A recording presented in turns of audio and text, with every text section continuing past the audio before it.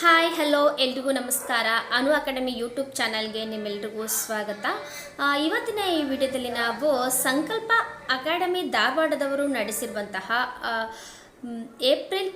ಮೇ 12ರಂದು ಅಂದರೆ ಹೋದ ಸಂಡೇ ಗ್ರಾಮ ಆಡಳಿತ ಲೆಕ್ಕಾಧಿಕಾರಿಗೆ ಸಂಬಂಧಿಸಿದಂತೆ ಮಾದರಿ ಪ್ರಶ್ನೆ ಪತ್ರಿಕೆಯನ್ನು ತಯಾರು ಮಾಡಿ ಪರೀಕ್ಷೆಯನ್ನು ನಡೆಸಿದರು. ಅದಕ್ಕೆ ಸಂಬಂಧಿಸಿದಂತೆ ಈ ಒಂದು ವಿಡಿಯೋದಲ್ಲಿ ನಾವು ಮಾದರಿ ಪ್ರಶ್ನೆ ಪತ್ರಿಕೆಯ ಪ್ರಶ್ನೆ ಮತ್ತು ಕೀ ಉತ್ತರಗಳನ್ನು ನೋಡ್ಕೊತಾ ಹೋಗೋಣ. ಓಕೆ, ನಿಮಗೇನಾದರೂ ಈ ಪ್ರಶ್ನೆ ಪತ್ರಿಕೆ ಬೇಕು ಅಂತ ಹೇಳಿದರೆ ನಮ್ಮ ಟೆಲಿಗ್ರಾಮ್ ಗ್ರೂಪ್ಗೆ ಜಾಯ್ನ್ ಆಗಿ ಅಲ್ಲಿ ನಿಮಗೆ ಈ ಒಂದು ಪ್ರಶ್ನೆ ಪತ್ರಿಕೆ ಲಭ್ಯವಾಗುತ್ತದೆ. ನಮ್ಮ ಡಿಸ್ಕ್ರಿಪ್ಷನಲ್ಲಿ ಈ ಟೆಲಿಗ್ರಾಮ್ನ ಲಿಂಕ್ ಇದೆ. ಹಾಗೆಯೇ ನಿಮಗೆ ಅಲ್ಲಿಗೆ ಹೋಗಲಿಲ್ಲ ಅಂತಂದರೆ ಟೆಲಿಗ್ರಾಮ್ಗೆ ಹೋಗ್ಬಿಟ್ಟು ಅನು ಅಕಾಡೆಮಿ ಯೂಟ್ಯೂಬ್ ಚಾನಲ್ ಅಂತ ಸರ್ಚ್ ಮಾಡಿದ್ರೆ ನಮ್ಮ ಚಾನಲ್ನ ಲೋಗೋ ಸಿಗುತ್ತೆ. ಅದ್ರ ಮುಖಾಂತರ ನೀವು ಟೆಲಿಗ್ರಾಮ್ ಗ್ರೂಪ್ಗೆ ಜಾಯ್ನ್ ಆಗ್ಬೋದು. ಓಕೆ, ಮೊದಲನೆಯ ಪ್ರಶ್ನೆ ನೋಡೋಣ ನಾವು. ಇತ್ತೀಚೆಗೆ ಭಾರತೀಯ ಸೇನೆ ಮತ್ತು ಪುನೀತ್ ಬಾಲನ್ ಗ್ರೂಪ್ ಭಾರತದ ಮೊದಲ ಸಂವಿಧಾನ ಉದ್ಯಾನವನವನ್ನು ಯಾವ ನಗರದಲ್ಲಿ ತೆರೆಯಲು ಸಹಕರಿಸಿದವು? ಈ ಪ್ರಶ್ನೆಗೆ ಆನ್ಸರ್ನ ನೋಡೋಣ. ಆಪ್ಷನ್ 2 ಪುಣೆ ನಗರದಲ್ಲಿ ಈ ಒಂದು ಉದ್ಯಾನ ನಗರವನ್ನು ನಡೆಸಿದ್ದಾರೆ. ಮುಂದಿನ ಪ್ರಶ್ನೆ, ಪ್ರಸ್ತುತ ಸುದ್ದಿಯಲ್ಲಿ ಕಾಣಿಸಿಕೊಂಡ ಅಂತರಸ ಎಂದರೇನು? 4 ಆಪ್ಷನ್ಸ್ ಇದೆ. ಆಪ್ಷನ್ ಎ ಜಲಾಂತರ್ಗಾಮಿ, ಆಪ್ಷನ್ ಬಿ ಆಪ್ಷನ್ 2 ಎ ಉಪಕರಣ, ಆಪ್ಷನ್ 3 ಕೆಂಪು ಸೂಪರ್ ಜೈಂಟ್ ನಕ್ಷತ್ರ, 4ನೇದು ಆಕ್ರಮಣಕಾರಿ ಸಸ್ಯ. ಈ ಒಂದು ಪ್ರಶ್ನೆಗೆ ಸರಿಯಾದ ಉತ್ತರ ಆಪ್ಷನ್ 3 ಕೆಂಪು ಸೂಪರ್ ಜೈಂಟ್ ನಕ್ಷತ್ರ ಅಂತ ಅಂತರಸನ್ನು ಕರೆಯುತ್ತಾರೆ. 3ನೇ ಪ್ರಶ್ನೆ, ಇತ್ತೀಚೆಗೆ ಸೆಕ್ಯೂರಿಟೀಸ್ ಭದ್ರತಾ ಮೇಲ್ಮನವಿ ನ್ಯಾಯಮಂಡಳಿಯ ಅಧ್ಯಕ್ಷರಾಗಿ ಯಾರು ನೇಮಕಗೊಂಡಿದ್ದಾರೆ? ಮೊದಲನೆಯವರು ಮೀರಾ ಸ್ವರೂಪ್, 2ನೇವರು ಧೀರಜ್ ಭಟ್ನಾಗರ್, 3ನೇವರು ದಿನೇಶ್ ಕುಮಾರ್, 4ನೇವರು JP ದೇವಧರ್. ಈ 4 ಆಯ್ಕೆಗಳಲ್ಲಿ ಈ ಒಂದು ಪ್ರಶ್ನೆಗೆ ಸರಿಯಾದ ಉತ್ತರ ಆಪ್ಷನ್ 3 ದಿನೇಶ್ ಕುಮಾರ್ ಅವರು ಸೆಕ್ಯೂರಿಟಿ ಭದ್ರತಾ ಮೇಲ್ಮನವಿಯ ಮಂಡಳಿಯ ಅಧ್ಯಕ್ಷರಾಗಿ ಆಯ್ಕೆಯಾಗಿದ್ದಾರೆ. 4ನೇ ಪ್ರಶ್ನೆ ನೋಡೋಣ. ಗೋಲ್ಡ್ ಮ್ಯಾನ್ ಎನ್ವಿರಾನ್ಮೆಂಟಲ್ ಪ್ರೈಸ್ 2024ಗೆ ಯಾವ ಭಾರತೀಯನನ್ನು ಆಯ್ಕೆ ಮಾಡಲಾಗಿದೆ? Option A Rajendra Singh, option 2 Tulsi Gowda, option 3 Ashok Shukla, option 4 Ramesh Agarwal. ಈ ಒಂದು ಪ್ರಶ್ನೆಗೆ ಸರಿಯಾದ ಉತ್ತರ ಆಪ್ಷನ್ 3 ಅಶೋಕ್ ಶುಕ್ಲಾ ಅವರನ್ನು ಗೋಲ್ಡ್ ಮ್ಯಾನ್ ಎನ್ವೈರ್ನಮೆಂಟಲ್ ಪ್ರೈಸ್ 2024ಗೆ ಆಯ್ಕೆ ಮಾಡಲಾಗಿದೆ. 5ನೆಯ ಪ್ರಶ್ನೆ, ರೈಲ್ಟೆಲ್ ಕಾರ್ಪೊರೇಷನ್ ಆಫ್ ಇಂಡಿಯಾ ಮತ್ತು ಟೆಕ್ ಸಂಸ್ಥೆಯ ನಡುವೆ ಇತ್ತೀಚೆಗೆ ಸಹಿ ಮಾಡಿದ ತಿಳುವಳಿಕಾ ಒಪ್ಪಂದದ ಉದ್ದೇಶವೇನು? 4 ಆಯ್ಕೆಗಳಿವೆ. ಈ 4 ಆಯ್ಕೆಗಳಲ್ಲಿ ಈ ಒಂದು ಪ್ರಶ್ನೆಗೆ ಸರಿಯಾದ ಉತ್ತರ ಆಪ್ಷನ್ 4 ರೈಲು ಎಂಜಿನ್ಗಳನ್ನು ತಯಾರಿಸಲು ಈ ಒಂದು ಒಪ್ಪಂದವನ್ನು ಮಾಡಲಾಗಿದೆ. 6ನೆಯ ಪ್ರಶ್ನೆ, ಸ್ವಚ್ಛ ಕ್ರೀಡೆಗಳ ಬಗ್ಗೆ ಜಾಗೃತಿಯನ್ನು ಮೂಡಿಸಲು ಭಾರತದ ಯಾವ ಸಂಸ್ಥೆಯು ಇತ್ತೀಚೆಗೆ ಪ್ಲೇ ಟ್ರೂ ಅಭಿಯಾನವನ್ನು ಆಯೋಜಿಸಿದೆ? ಆಪ್ಷನ್ ಎ ರಾಷ್ಟ್ರೀಯ ಡೋಪಿಂಗ್ ವಿರೋಧಿ ಸಂಸ್ಥೆ, ಆಪ್ಷನ್ 2 ರಾಷ್ಟ್ರೀಯ ಕ್ರೀಡಾ ಒಕ್ಕೂಟ, ಆಪ್ಷನ್ 3 ಯುವ ವ್ಯವಹಾರಗಳು ಮತ್ತು ಕ್ರೀಡಾ ಸಚಿವಾಲಯ, ಆಪ್ಷನ್ 4 ರಾಷ್ಟ್ರೀಯ ಕ್ರೀಡಾ ಸಂಸ್ಥೆ. ಈ 6ನೇ ಪ್ರಶ್ನೆಗೆ ಸರಿಯಾದ ಉತ್ತರ ಆಪ್ಷನ್ 1 ರಾಷ್ಟ್ರೀಯ ಡೋಪಿಂಗ್ ವಿರೋಧಿ ಸಂಸ್ಥೆ.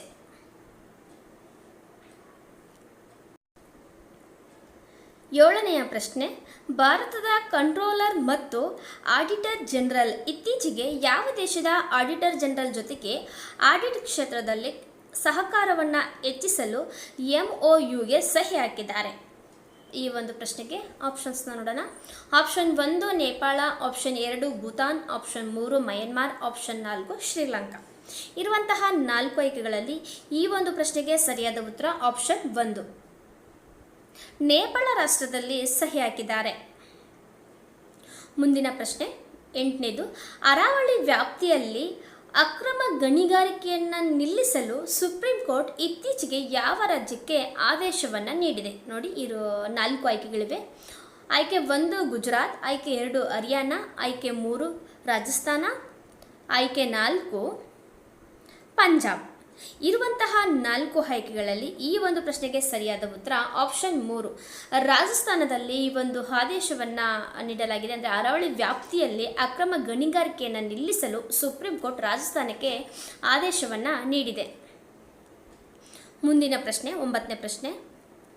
ಪ್ರಸ್ತುತ ಸುದ್ದಿಯಲ್ಲಿ ಕಂಡುಬರುವ ಸಕ್ಷಮ್ ಕಣಿವೆಯು ಯಾವ ಎರಡು ದೇಶಗಳ ನಡುವಿನ ಪ್ರಾದೇಶಿಕ ವಿವಾದವಾಗಿದೆ?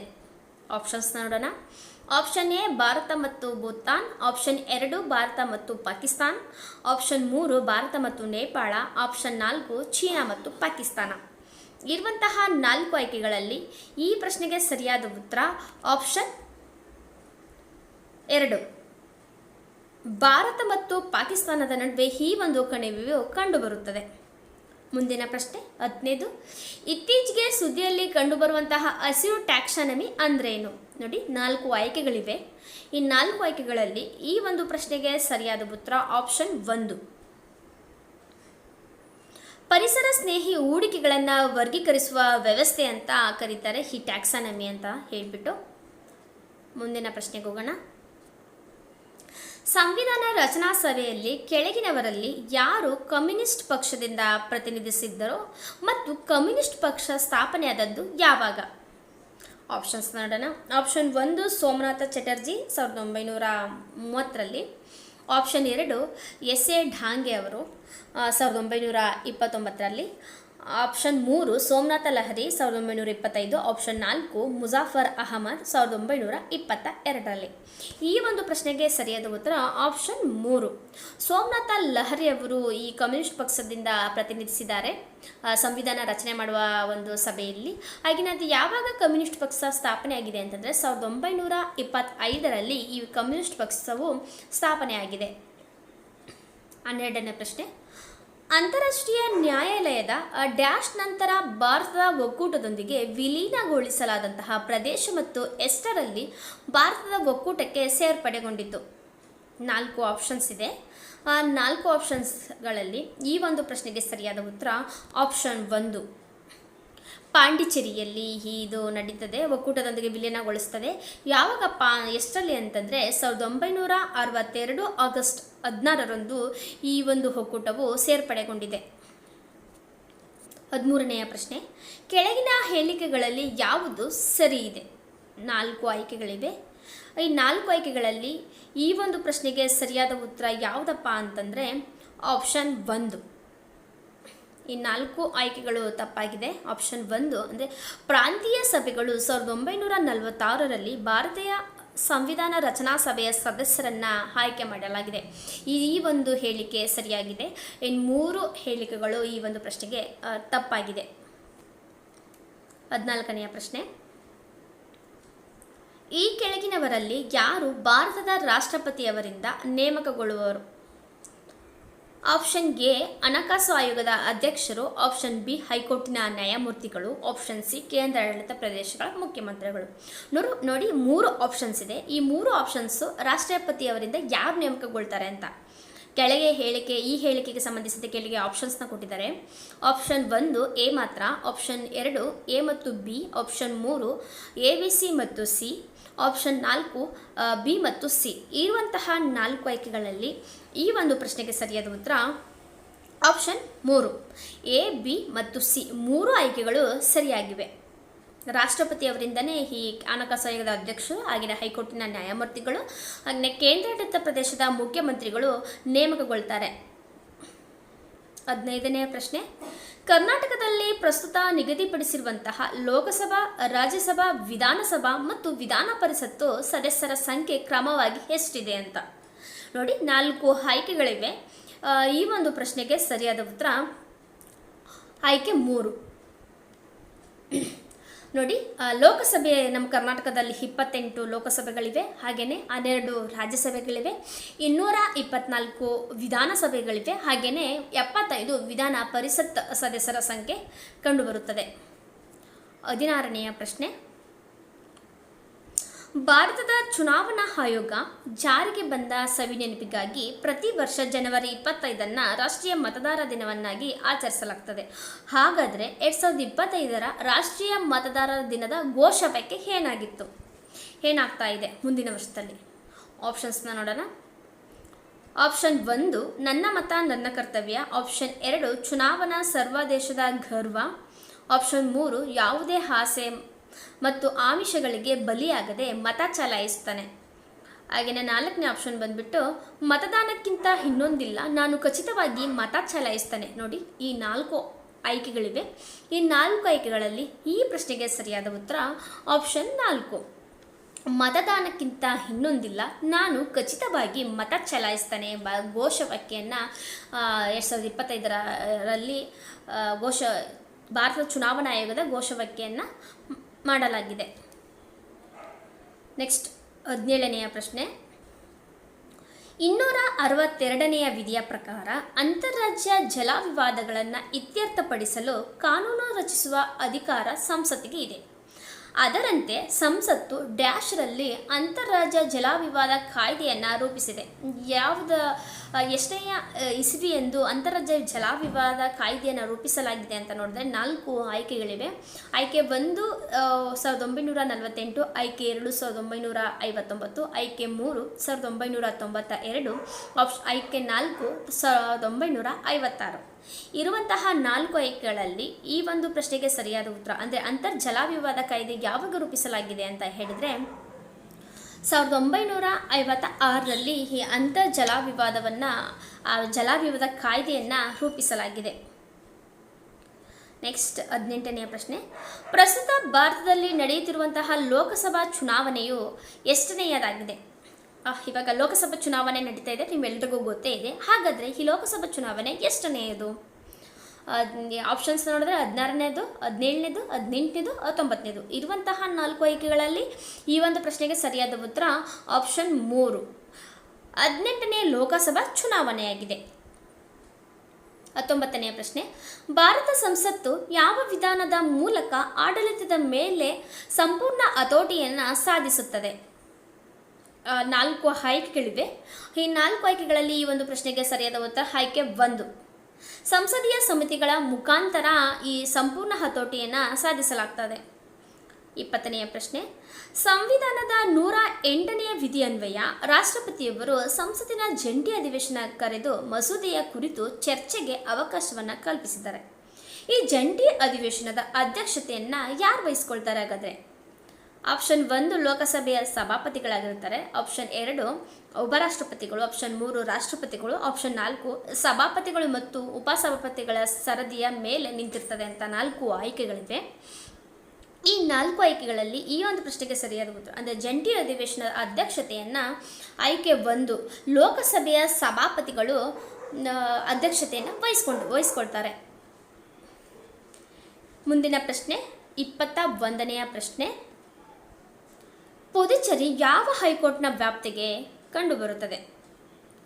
ಆಯ್ಕೆ 1 ಕರ್ನಾಟಕ, ಆಯ್ಕೆ 2 ಕೇರಳ, ಆಯ್ಕೆ 3 ಮದ್ರಾಸ್, ಆಯ್ಕೆ 4 ಮೇಲಿನ ಯಾವುದು ಅಲ್ಲ. ಈ ಪುದುಚೇರಿ ಎನ್ನುವುದು ಯಾವ ಒಂದು ಹೈಕೋರ್ಟ್ ವ್ಯಾಪ್ತಿಯಲ್ಲಿ ಕಂಡುಬರ್ತದೆ ಅಂತಂದರೆ ಆಯ್ಕೆ 3 ಮದ್ರಾಸ್ ಹೈಕೋರ್ಟ್ನ ವ್ಯಾಪ್ತಿಗೆ ಪುದುಚೇರಿಯು ಕಂಡುಬರುತ್ತದೆ. 22ನೆಯ ಪ್ರಶ್ನೆ.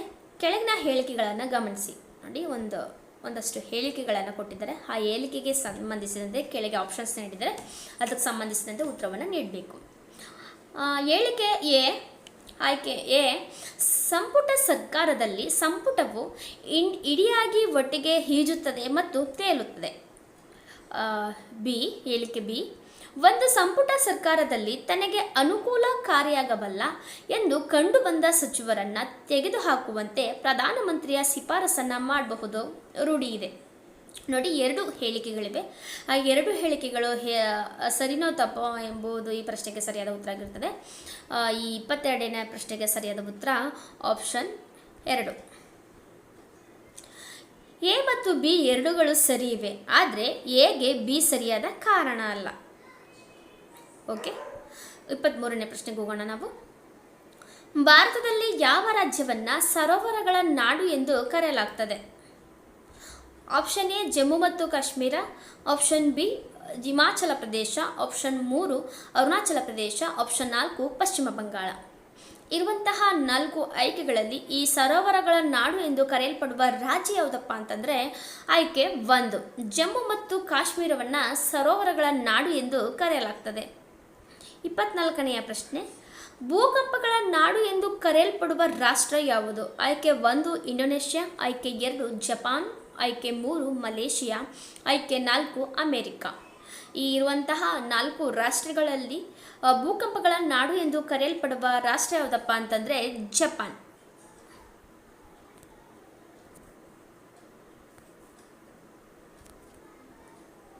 ಇಪ್ಪತ್ತೈದನೆಯ ಪ್ರಶ್ನೆ, ಭಾರತದಲ್ಲಿ ಅತಿ ಎತ್ತರವಾದ ವಿವಿಧೋಶ ಯೋಜನೆ ಯಾವುದು?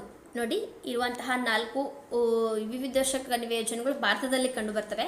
ಆಯ್ಕೆ 1 ಬಾಕ್ರಾನಂಗಲ್, ಆಯ್ಕೆ 2 ಕೃಷ್ಣ ಮೇಲ್ದಂಡೆ ಯೋಜನೆ, ಆಯ್ಕೆ 3 ನಾಗಾರ್ಜುನ ಸಾಗರ ಯೋಜನೆ, ಆಯ್ಕೆ 4 ಕೋಸಿ ಯೋಜನೆ.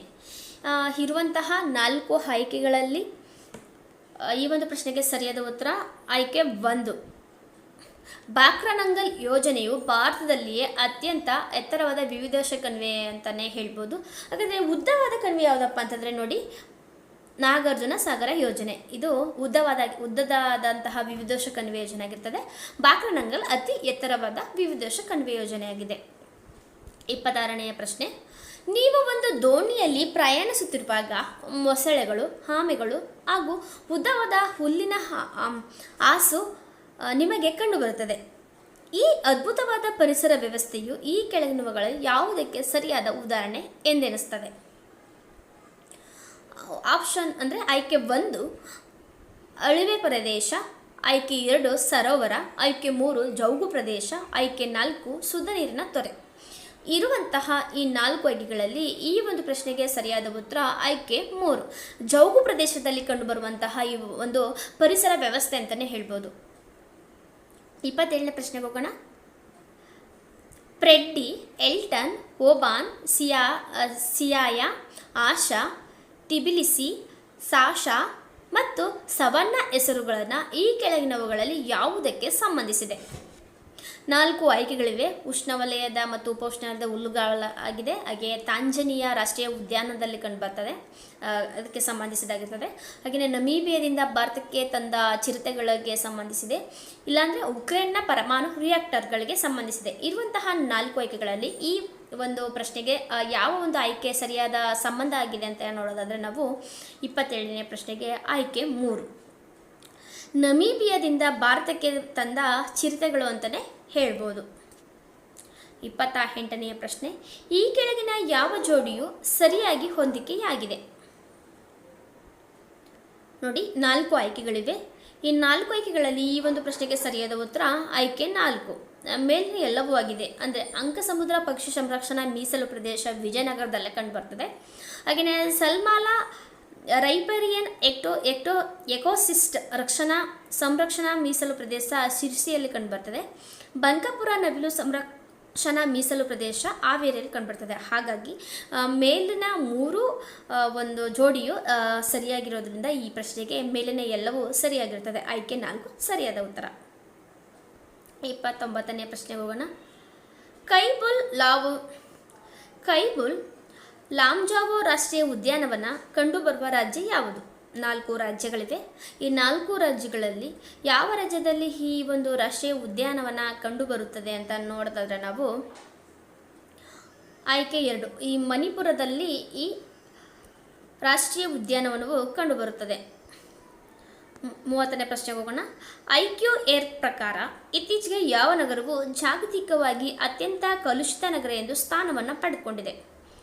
ಆಯ್ಕೆ 1 ಕಠ್ಮಂಡು, ಆಯ್ಕೆ 2 ನವದೆಹಲಿ, ಆಯ್ಕೆ 3 ಪೊಖಾರಾ, ಆಯ್ಕೆ 4 ಹೈದರಾಬಾದ್. ಇರುವಂತಹ 4 ಆಯ್ಕೆಗಳಲ್ಲಿ ಯಾವ ಒಂದು ಕಲುಷಿತ ನಗರ ಎಂದು ಸ್ಥಾನವನ್ನು ಪಡೆದುಕೊಂಡಿದೆ ಅಂತ ಹೇಳೋದಾದರೆ ಆಯ್ಕೆ 1 ಕಠ್ಮಂಡು ನಗರವು ಅತ್ಯಂತ ಕಲುಷಿತ ನಗರ ಎಂದು ಪಡೆದುಕೊಂಡಿದೆ. 31ನೇ ಪ್ರಶ್ನೆ ಹೇಳಿಕೆ. ಹೇ ಸಸ್ಯವರ್ಗವು ವಾಯುಗುಣದ ಸೂಚ್ಯಂಕವಾಗಿದೆ.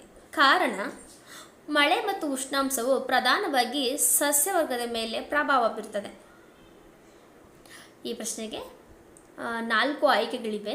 2 ಅಂದರೆ ಎ ಮತ್ತು 6 2 ಸರಿ ಇದೆಯಾ ಅಥವಾ ತಪ್ಪಾಗಿದೆಯಾ ಅಂತ ಹೇಳ್ತದೆ. ಈ 31ನೇ ಪ್ರಶ್ನೆಗೆ ಸರಿಯಾದ ಉತ್ತರ ಆಪ್ಷನ್ 1 ಅಂದರೆ ಎ ಮತ್ತು ಆರ್ 2 ಸರಿಯಾಗಿದೆ ಮತ್ತು ಆರ್ ಎಗೆ ಸರಿಯಾದ ವಿವರಣೆ ಆಗಿರ್ತದೆ. 32ನೇ ಪ್ರಶ್ನೆಗೆ ಹೋಗೋಣ. ಒಂದು ಸ್ಥಳದ ವಾಯುಗುಣವನ್ನು ಈ ಕೆಳಗಂಡ ಯಾವ ಅಂಶಗಳು ನಿರ್ಧರಿಸ್ತವೆ? ಒಂದು ಮಣ್ಣು, 2 ಅಕ್ಷಾಂಶ, 3 ಎತ್ತರ, 4 ಸಸ್ಯವರ್ಗ. ನೋಡಿ, ಈ 4 ಹೇಳಿಕೆಗಳಲ್ಲಿ ಯಾವ ಹೇಳಿಕೆ ಈ ಒಂದು ಸ್ಥಳದ ವಾಯುಗುಣವನ್ನು ನಿರ್ಧರಿಸಿದೆ ಅಂತಂದರೆ 4 ಆಪ್ಷನ್ ಇದೆ. 2 ಮಾತ್ರ ಸರಿ, 1 ಮತ್ತು 2 ಮಾತ್ರ, 2 ಮತ್ತು 3 ಮಾತ್ರ, ಮೇಲಿನ ಎಲ್ಲವೂ. ಈ ಒಂದು ಪ್ರಶ್ನೆಗೆ ಸರಿಯಾದ ಉತ್ತರ ಆಯ್ಕೆ 3, ಎ ಮತ್ತು 3, 2 ಮತ್ತು 3. ಅಂದರೆ ಅಕ್ಷಾಂಶ ಮತ್ತು ಎತ್ತರಕ್ಕೆ ಅನುಗುಣವಾಗಿ ಈ ಸ್ಥಳದ ವಾಯುಗುಣವನ್ನು ನಿರ್ಧರಿಸಲಾಗ್ತದೆ. 33ನೇ ಪ್ರಶ್ನೆ, 2005 ಫೆಬ್ರವರಿ 6ನೇ ತಾರೀಕು ಭಾನುವಾರ ಆದರೆ 2006 ಫೆಬ್ರವರಿ 6ನೇ ತಾರೀಕು ಯಾವ ವಾರ ಕಂಡುಬರುತ್ತದೆ? ನೋಡಿ, 4 ಆಯ್ಕೆಗಳಿವೆ: ಭಾನುವಾರ, ಸೋಮವಾರ, ಬುಧವಾರ, ಗುರುವಾರ. ಇದು ಮೆಂಟಲ್ ಎಬಿಲಿಟಿಗೆ ಸಂಬಂಧಿಸಿದಂತಹ ಪ್ರಶ್ನೆಗೆ. ಈ ಒಂದು ಪ್ರಶ್ನೆಗೆ ಸರಿಯಾದ ಉತ್ತರ ಆಯ್ಕೆ 2, ಸೋಮವಾರದಂದು ಕಂಡುಬರುತ್ತದೆ, ಫೆಬ್ರವರಿ 6ನೇ ತಾರೀಕು. 34ನೇ ಪ್ರಶ್ನೆ, ಇದರಲ್ಲಿ ಭಿನ್ನವಾದಂತಹ ಸಂಖ್ಯೆ ಯಾವುದು? ಎಲ್ಲ ಮೆಂಟಲ್ ಎಬಿಲಿಟಿಗೆ ಸಂಬಂಧಿಸಿದೆ. ನೀವು ನೋಡಿಬಿಟ್ಟು ಈ ಮೆಂಟಲ್ ಎಬಿಲಿಟಿನ ಬಿಡಿಸ್ಕೋಬೋದು. ನಾನು ಸರಿಯಾದ ಉತ್ತರವನ್ನು ಹೇಳ್ಕೊತಾ ಹೋಗ್ತೀನಿ. 34ನೇದಕ್ಕೆ ಆಯ್ಕೆ 4. ಈ 314 ಎನ್ನುವುದು ಭಿನ್ನವಾದ ಸಂಖ್ಯೆ ಇರ್ತದೆ. 35ನೇ ಪ್ರಶ್ನೆ, ಮಂಜು ಅಂದರೆ ಅಮ್ಮಜ್ಜು ಅಂತ ಇರ್ತದೆ. ಹಾಗಾದರೆ ಪಟೀಲ ಅಂತ ಹೇಳಿದ್ರೆ ಏನು? ನೆಕ್ಸ್ಟ್ ಅಂದರೆ ಒಂದನೇದು ಎರಡನೇದಕ್ಕೆ ಸಂಬಂಧಿಸಿದರೆ ಮೂರನೇದು ಯಾವುದಕ್ಕೆ ಸಂಬಂಧಿಸಿದೆ ಅಂತ ಕೆಳಗೆ 4 ಆಪ್ಷನ್ಸ್ನ ಕೊಟ್ಟಿದ್ದಾರೆ. 4 ಆಯ್ಕೆಗಳಲ್ಲಿ ಈ ಪ್ರಶ್ನೆಗೆ ಸರಿಯಾದ ಉತ್ತರ 1.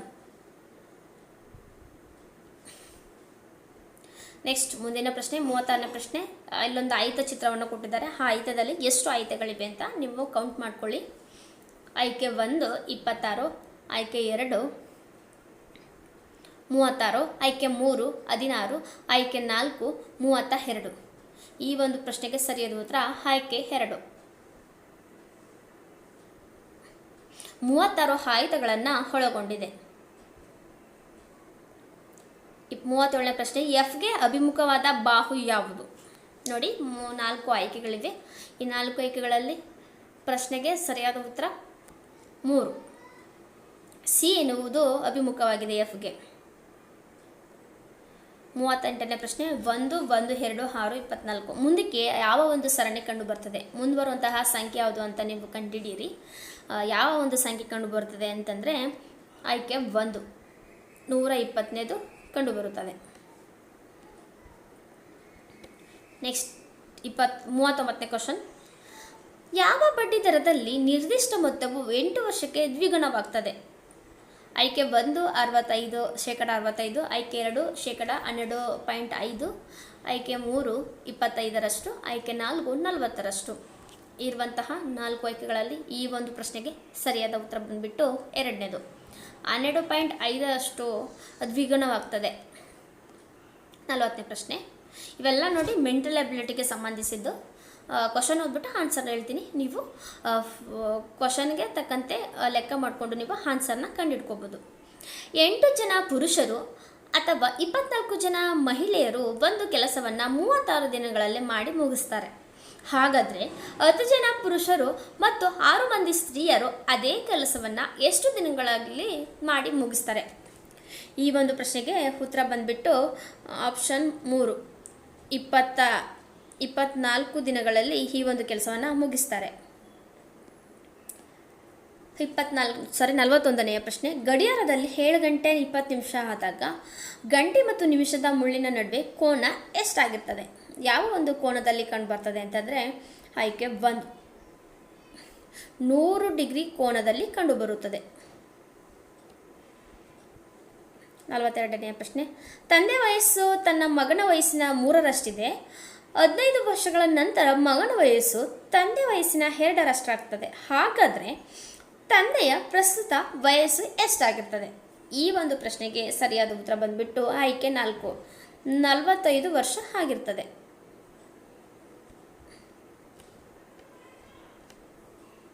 43ನೇ ಪ್ರಶ್ನೆ ಇಲ್ಲೇ ಇದೆ. ಈ ಮೇಲಿರುವಂತಹ ಪ್ರಶ್ನೆಗೆ 43ನೇ ಪ್ರಶ್ನೆಗೆ ಸರಿಯಾದ ಉತ್ತರ ಬಂದ್ಬಿಟ್ಟು 3, 9 ಸರಿಯಾದ ಉತ್ತರ ಆಗಿದೆ. 44ನೇ ಪ್ರಶ್ನೆ ನೋಡಿ, ಇವೆಲ್ಲವೂ ಮೆಂಟಲ್ ಎಬಿಲಿಟಿಗೆ ಸಂಬಂಧಿಸಿದ ಪ್ರಶ್ನೆ. ಒಂದು ರೈಲು 600 ಮೀಟರ್ ಉದ್ದವಿದ್ದು ಅದು ಒಂದು ಸೇತುವೆಯನ್ನು 20 ಸೆಕೆಂಡ್ನಲ್ಲಿ ದಾಟ್ತದೆ. ರೈಲಿನ ವೇಗವು ಗಂಟೆಗೆ 180 ಕಿಲೋಮೀಟರ್ ಇದೆ. ಹಾಗಾದರೆ ಸೇತುವೆಯ ಉದ್ದ ಎಷ್ಟು? ಸೇತುವೆಯ ಉದ್ದ ಬಂದ್ಬಿಟ್ಟು ಆಯ್ಕೆ 1 400 ಮೀಟರ್. ನೆಕ್ಸ್ಟ್ ಕ್ವಶನ್ 45ನೇ ಪ್ರಶ್ನೆ. ಬ್ಲ್ಯಾಕ್ ಹೋಲ್ ದುರಂತ ಯಾವುದಕ್ಕೆ ಸಂಬಂಧಿಸಿದೆ? ಆಯ್ಕೆ 1 ಬಕ್ಸರ್ ಕದನ, ಆಯ್ಕೆ 2 ಜಲಿಯನ್ ವಾಲಾಬಾಗ್ ಹತ್ಯಾಕಾಂಡ, ಆಯ್ಕೆ 3 ಪ್ಲಾಸಿ ಕದನ, ಆಯ್ಕೆ 4 ಚೌರಿ ಚೌರಾ ಘಟನೆ. ಇರುವಂತಹ 4 ಆಯ್ಕೆಗಳಲ್ಲಿ ಬ್ಲ್ಯಾಕ್ ಹೋಲ್ ಎನ್ನುವುದು ದುರಂತ ಯಾವುದಕ್ಕೆ ಸಂಬಂಧಿಸಿದೆ ಅಂತಂದರೆ ಆಯ್ಕೆ 3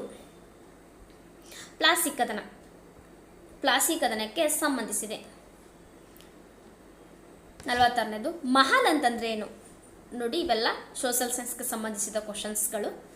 ಮಹಲ್ ಅಂತಂದರೆ ಆಯ್ಕೆ 1 ಗ್ರಾಮ, ಆಯ್ಕೆ 2 ರಾಜ್ಯ, ಆಯ್ಕೆ 3 ಜಿಲ್ಲೆ, ಆಯ್ಕೆ 4 ತಾಲೂಕು. ಈ 4 ಆಯ್ಕೆಗಳಲ್ಲಿ ಮಹಲ್ ಎಂಬುವ ಅರ್ಥವನ್ನು ನೀಡೋದು ಯಾವುದಪ್ಪ ಅಂತಂದರೆ ಆಯ್ಕೆ 3 ಜಿಲ್ಲೆಯು ಮಹಲ್ ಎಂಬುವ ಅರ್ಥವನ್ನು ನೀಡುತ್ತದೆ. 47ನೇ ಪ್ರಶ್ನೆ. ಶಿವಾಜಿಯು ಯಾವಾಗ ಜಯಸಿಂಗ್ನ ಜೊತೆ ಪುರಂದರ ಒಪ್ಪಂದವನ್ನು ಮಾಡಿಕೊಂಡನು? ಆಪ್ಷನ್ಸ್ ಇದೆ. 1664ರಲ್ಲಿ, 1665ರಲ್ಲಿ, 1666, 1667. ಶಿವಾಜಿ ಈ ಒಂದು ಪುರಂದರ ಒಪ್ಪಂದವನ್ನು ಯಾವಾಗ ಮಾಡ್ಕೊಳ್ತಾನೆ ಅಂತಂದರೆ ಆಯ್ಕೆ 2 1665ರಲ್ಲಿ ಈ ಒಂದು ಒಪ್ಪಂದವನ್ನು ಮಾಡಿಕೊಳ್ತಾನೆ ಶಿವಾಜಿ. ನೆಕ್ಸ್ಟ್ 48ನೇ ಪ್ರಶ್ನೆ. ಗುಲಾಮಿ ಸಂತತಿಯ ಸ್ಥಾಪಕನಾದ ಕುತುಬುದ್ದೀನ್ ಐಬಕ್ ಅಂದರೆ 1206ರಿಂದ 10ರವರೆಗೆ ಇವರ ಕಾಲ ಆಗಿರ್ತದೆ. ಮೂಲತಃ ಇವರು ತುರ್ಕಿಸ್ತಾನದವನಾಗಿದ್ದು ಇವನು ಭಾರತ ದೇಶದ ಪ್ರಥಮ ಮಸೀದಿಯಾದಂತಹ ಕುವೈತ್ ಉಲ್ ಇಸ್ಲಾಂ ಅನ್ನು ದೆಹಲಿಯಲ್ಲಿ ನಿರ್ಮಿಸ್ತಾನೆ. ಹಾಗೂ ದೆಹಲಿಯಲ್ಲಿಯೇ ಸೂಫಿ ಸಂತ ಕ್ವಾಜಿ ಬಕ್ತಿಯಾರ್ ಕಾಕಿ ಸ್ಮರಣಾರ್ಥವಾಗಿ ಕುತುಬ್ ಮಿನಾರ್ ಸ್ಥಾಪನೆಯನ್ನು ಮಾಡ್ತಾನೆ. ಹಾಗೆಯೇ ಅಜ್ಮೀರದಲ್ಲಿ ದೈದೀನ್ ಕಾ ಜೋನಾಪುರ ಮಸೀದಿಯನ್ನು ಸ್ಥಾಪನೆ ಮಾಡ್ತಾನೆ. ಭಾರತದಲ್ಲಿ ಗುಲಾಮಿ ಸಂತತಿಯ ಸುಲ್ತಾನರ ಸ್ಥಾನಕ್ಕೆ ಭದ್ರ ಅಡಿಪಾಯವನ್ನು ಹಾಕಿರ್ತಾನೆ. ಹಾಗಾದರೆ ಇವನ ನಂತರ ಬಂದ 2ನೆಯ ಗುಲಾಬಿ ಮನೆತನದ ಸುಲ್ತಾನ ಯಾರ? 4 ಆಯ್ಕೆಗಳಿವೆ. ಇಲ್ತಮಿಸ್, ಆರಂಸ, ರಜಿಯಾ ಬೇಗಂ, ರುಕುದ್ದೀನ್ ಫಿರೋಜ್ ಶಾ. ಇರುವಂತಹ 4 ಆಯ್ಕೆಗಳಲ್ಲಿ ಈ ಒಂದು ಪ್ರಶ್ನೆಗೆ ಸರಿಯಾದ ಉತ್ತರ ಆಯ್ಕೆ 2 ಆರಾಮ್ಸ ಎನ್ನುವರು ಕುತುಬುದ್ದೀನ್ ಐಬಕ್ನ ನಂತರ ದೆಹಲಿ ಸುಲ್ತಾನರ ಸ್ಥಾನಕ್ಕೆ ಬರ್ತಾರೆ. 49ನೇ ಪ್ರಶ್ನೆ. ಭಾರತಕ್ಕೆ ಆಮದಾಗುತ್ತಿದ್ದಂತಹ ವಸ್ತುಗಳು ಯಾವುದು? ಆಯ್ಕೆ 1 ಕುದುರೆ, ಆಯ್ಕೆ 2 ದ್ರಾಕ್ಷರಸ, ಆಯ್ಕೆ 3 ಹವಳ, ಆಯ್ಕೆ 4 ಮೇಲಿನ ಎಲ್ಲವು. ಇರುವಂತಹ 4 ಆಯ್ಕೆಗಳಲ್ಲಿ ಈ ಒಂದು ಪ್ರಶ್ನೆಗೆ ಸರಿಯಾದ ಉತ್ತರ ಆಯ್ಕೆ 3 ಹವಳ ಎನ್ನುವ ಆಮದು ರಫ್ತಾಗ್ತದೆ ವಸ್ತುಗಳು ಆಗಿರುತ್ತದೆ. ಆಮದ ವಸ್ತುನ ಆಗಿವೆ ಅಂದರೆ ಭಾರತದಿಂದ ಬೇರೆ ರಾಷ್ಟ್ರಕ್ಕೆ ಹವಳ ಎನ್ನುವುದು ರಫ್ತಾಗಿರುತ್ತದೆ. 50ನೇ ಪ್ರಶ್ನೆ. ಚೀನಾದ ಪ್ರಸಿದ್ಧ ವಿದ್ವಾಂಸನಾದ ಪಾಹಿಯಾನ್ ಈ ಕೆಳಗಿನ ಯಾರ ಆಸ್ಥಾನದ ಕಾಲದಲ್ಲಿ ಭಾರತಕ್ಕೆ ಭೇಟಿ ನೀಡಿದ್ದಾನೆ? ಆಯ್ಕೆ 1 ಬಾದಾಮಿ ಚಾಲುಕ್ಯರು, ಆಯ್ಕೆ 2 ಗುಪ್ತರ ಕಾಲ, ಆಯ್ಕೆ 3 ಸಾತವಾಹನರು, ಆಯ್ಕೆ 4 ಪಲ್ಲವರು. ಇರುವಂತಹ 4 ಆಯ್ಕೆಗಳಲ್ಲಿ ಈ ಪಾಹಿಯಾನ್ ಎನ್ನುವನು ಯಾರ ಆಸ್ಥಾನಕ್ಕೆ ಭೇಟಿ ನೀಡಿದ್ದಾನೆ ಅಂತಂದರೆ ಆಯ್ಕೆ 2 ಗುಪ್ತರ ಕಾಲದಲ್ಲಿ ಇವನು ಭಾರತಕ್ಕೆ ಭೇಟಿಯನ್ನು ನೀಡಿದ್ದಾನೆ. ಓಕೆ, ಇವತ್ತಿನ ಈ ವಿಡಿಯೋದಲ್ಲಿ ನಾವು 50 ಪ್ರಶ್ನೆ ಮತ್ತು ಉತ್ತರವನ್ನು ನೋಡಿದ್ವಿ. ಉಳಿದ ಇನ್ನೂ 50 ಪ್ರಶ್ನೆಗಳನ್ನು ಭಾಗ 2 ಅಂದರೆ ಮುಂದಿನ ವಿಡಿಯೋದಲ್ಲಿ ನಾನು ಮಾಡ್ತೀನಿ. ಆ ಒಂದು ವಿಡಿಯೋದಲ್ಲಿ ಮುಂದಿನ 50 ಪ್ರಶ್ನೆಗಳು ನಿಮಗೆ ಸಿಗ್ತವೆ. ಈ ಒಂದು ವಿಡಿಯೋ ನಿಮಗೇನಾದರೂ ಇಷ್ಟವಾಗಿದೆ ವಿಡಿಯೋನ ಲೈಕ್ ಮಾಡಿ, ಶೇರ್ ಮಾಡಿ, ಚಾನಲ್ನ ಸಬ್ಸ್ಕ್ರೈಬ್ ಮಾಡಿ. ಯಾರಿನ್ನೂ ನಮ್ಮ ಟೆಲಿಗ್ರಾಮ್ ಗ್ರೂಪ್ಗೆ ಜಾಯ್ನ್ ಆಗಿಲ್ಲ ಅಂತಂದರೆ ಪ್ಲೀಸ್ ಜಾಯ್ನ್ ದ ಟೆಲಿಗ್ರಾಮ್. ನಾನು ಮೊದಲೇ ಹೇಳಿದೆ ನಿಮಗೆ ಈ PDF ನೋಟ್ಸು ಅಂದರೆ ಈ ಕ್ವಶನ್ಸ್ ಬೇಕು ಅಂತಂದರೆ ನಮ್ಮ ಟೆಲಿಗ್ರಾಮ್ ಗ್ರೂಪ್ಗೆ ಜಾಯ್ನ್ ಆದರೆ ನಿಮಗೆ ಈ ಕ್ವಶನ್ಸ್ ಮತ್ತು ಉತ್ತರಗಳು ಸಿಗ್ತವೆ. ಓಕೆ, ಸಿಗೋಣ ಮತ್ತೊಂದು ವಿಡಿಯೋದೊಂದಿಗೆ. ಎಲ್ಲರಿಗೂ ಧನ್ಯವಾದಗಳು.